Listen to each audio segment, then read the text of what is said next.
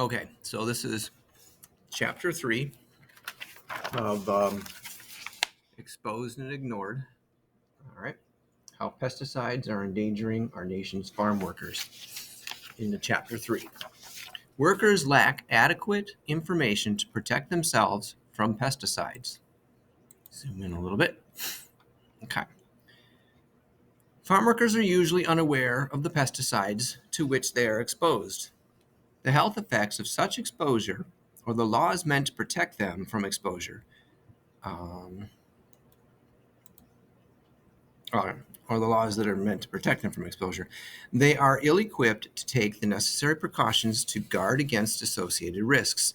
Even physicians can experience difficulty determining whether flu-like symptoms resulted from acute pesticide exposure. Workers often do not know the nature of their illnesses and are motivated to keep working to support their families. All right. The Worker Protection Standard, WPS, is the primary federal law aimed at reducing the risk of pesticide poisonings and injuries among agricultural workers.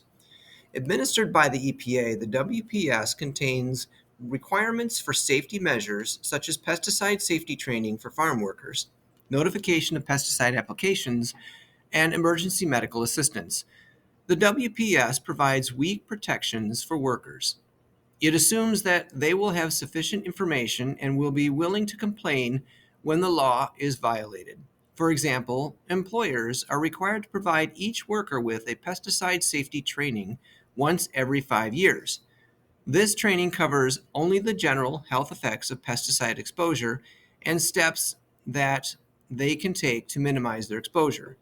Short training sessions that are years apart and not reinforced are inadequate to ensure that workers appreciate the health risks facing them or their families, or to understand how to prevent injury or exposure. The quality of training is also an important issue. Often, workers simply watch a 20-minute video with no opportunity to ask questions. Workers who receive inadequate training may not even realize they have been trained, since information may be presented to workers in fulfillment of WPS requirements, but not in a manner to facilitate learning. A meaningful effort to ensure comprehension is not required. The unfortunate result is that a significant percentage of workers either do not understand the information that they receive or do not receive pesticide safety training at all. Farm workers are the only group of workers not covered by federal right-to-know regulation that requires employees to be informed of the health effects of specific chemicals they encounter at work. The Occupational Safety and Health Administration, also known as OSHA, Hazardous Communication Standard, entitles most non-agricultural workers to training and written information about the short and long-term health effects associated with the chemicals actually used in their workplaces. In contrast, the WPS only requires farm workers to receive general information about all pesticides. Specific information about their actual exposures is essential to alert workers to the signs and symptoms of overexposure and to help them to take precautions to reduce risks. Such information would save lives and prevent illness. No valid justification exists for excluding farm workers from this protection. So basically, OSHA standards don't matter for farm workers. The WPS requires employers to warn farm workers when a field has been sprayed with pesticide, if it is unsafe to enter, and when they may re-enter the treated area. For many pesticides, employers are only required to warn workers orally about field re-entry restrictions and not to post signs. When signs are required, they do not generally have to include the date and time that these restricted entry intervals expire, or the name of the pesticide applied to the field. Another barrier to farm workers' ability to understand pesticide dangers is the pesticide label itself. Pesticide labels communicate important safety information, including warnings and precautionary statements, first aid information, directions for safe use, protective clothing requirements, mandatory safety equipment, and emergency decontamination instructions. According to the National Agriculture Workers Survey, the majority of farm workers are native Spanish speakers, and over half of them cannot read English. Despite the prevalence of Spanish, currently pesticide labels are only required to be printed in English. Spanish-speaking pesticide applicators are directed to get the label translated themselves. The following statement appears buried in the labels of two most toxic categories of pesticide. And I'm going to botch this Spanish up. Si usted no entiende la etiqueta, busque alguna para que se la explique usted en detail, which means, in my language, sorry guys, if you do not understand the label, find someone to explain it to you in detail. That is absolutely ridiculous. It was like me trying to read Spanish. Pesticide applicators are at risk of injury or illness because they are unable to read the pesticide label. In a recent study of pesticide handlers in Washington state, only 29% reported being able to read in English, but nearly all of the participants were able to read in Spanish, to at least some degree.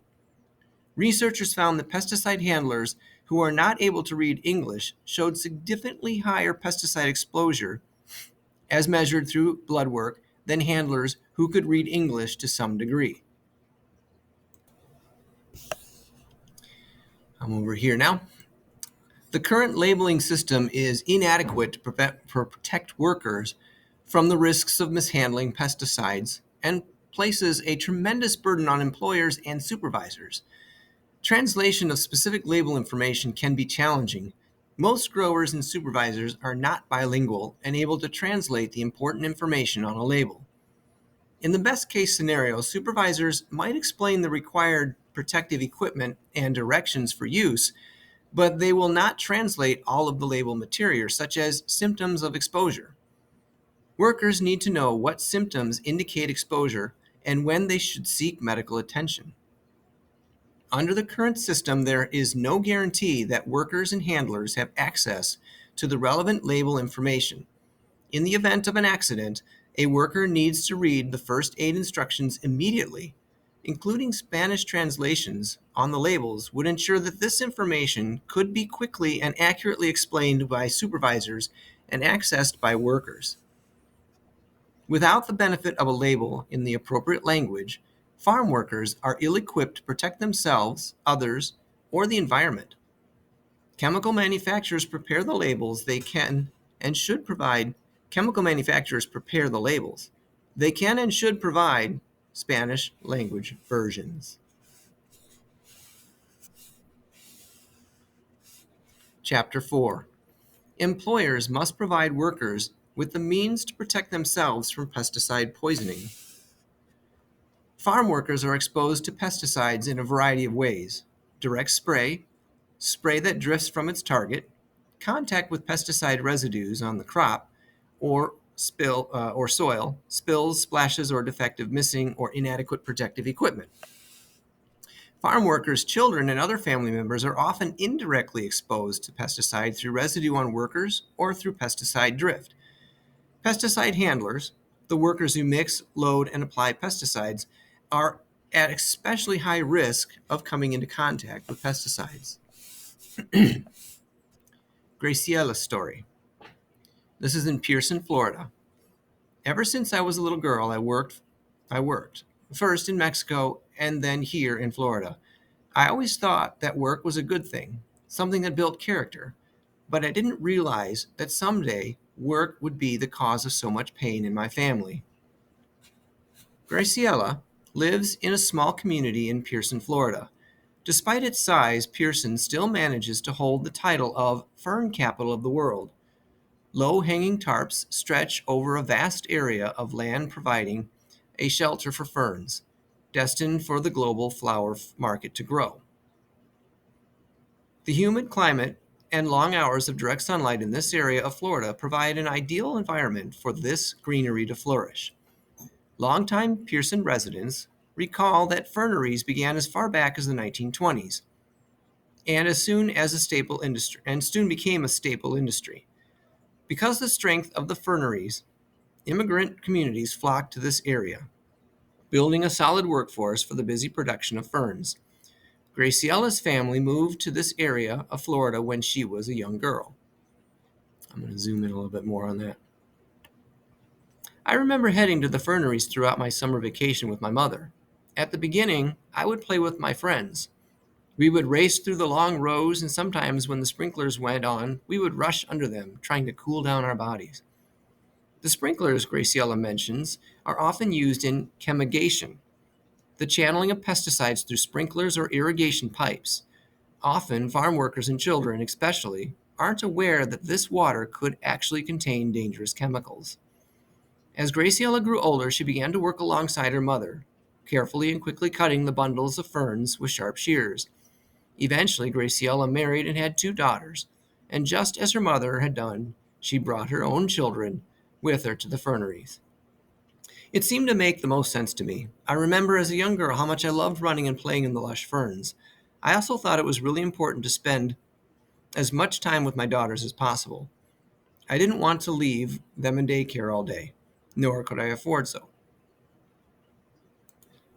I'm back here. I just went back a bit. I didn't want to leave them in daycare all day, nor could I afford to. So the obvious solution was to bring them with me. Graciela brought her 2 daughters, Anna and Celia, to work with her regularly until Celia was diagnosed with leukemia at the tender age of 15. I am so grateful my daughter has been in remission for 2 years now, but I feel so guilty. I wonder every day if my daughter's sickness could have been my fault. My head hurts when I think that my daughter could have died, and this would have been my responsibility. Daughters told Graciela that it was hard to know exactly what caused the leukemia, but her daughter's exposure to toxic chemicals, and certainly from a very young age, created a situation that heightened risk for her. I think now about how the very nature of cutting ferns exposes me to pesticides. First of all, we are working under these tarps every day, and because they are so low down, the chemicals can't really escape into the air. And in order to cut the ferns and get those nice long stems that we need, we have to put our faces practically down into them. I realize now how dangerous this is. We are breathing in those pesticides all day long, and how could they not cause us harm? If Graciela and her family had been fully informed about the health effects of pesticides and how to avoid exposure, they would not have risked the health of their children. Hazard communication and prevention can have far-reaching impacts across generations of farm worker families. Right here. Protective clothing is often ineffective at preventing exposure. Mechanisms do exist that reduce pesticide handlers' exposure.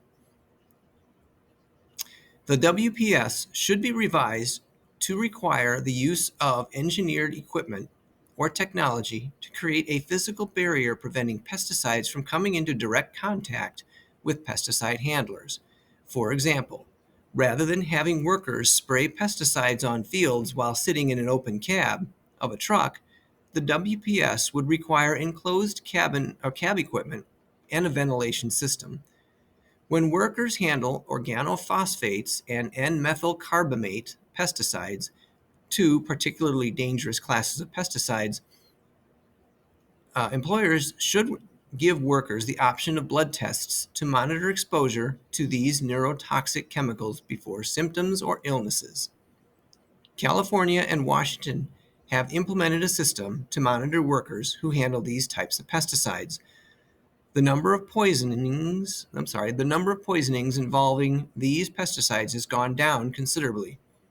Notably, in employment sectors other than crop production, medical monitoring of workers who handle these pesticides is routine, recommended, and often mandatory. For example, the United States Department of Agriculture has a cholinesterase health monitoring program that is mandatory for all employees of the Animal and Plant Health Inspection Service, whose responsibilities include potential exposure to organophosphate and carbamate pesticides. I'm going to read this right here. Pesticide residues are often invisible and odorless, so workers are not always aware of exposure. Re-entry intervals, REIs, can last anywhere between 4 hours and 30 days, depending on the toxicity of the pesticide, the crop, the pesticide used, and the location. Most REI violations occur because of the lack of notification to farm workers. So basically what this means, this re-entry interval, this is like the time between spraying and when the chemical is safe to be around again. So for example, in this story of Graciela, they were underneath these tarps where this chemical was never dry. It was always wet. And that's this time frame that you need to be, that you shouldn't be in there, because liquids are absorbed into our body a lot easier when they come into contact with our skin. Okay, so that ends chapter 4. So I've just done 3 and 4 of the report. Again, this has been a reading from Exposed and Ignored. Okay, and we will be continuing this chapter 5 and I believe chapter 6 in the next one.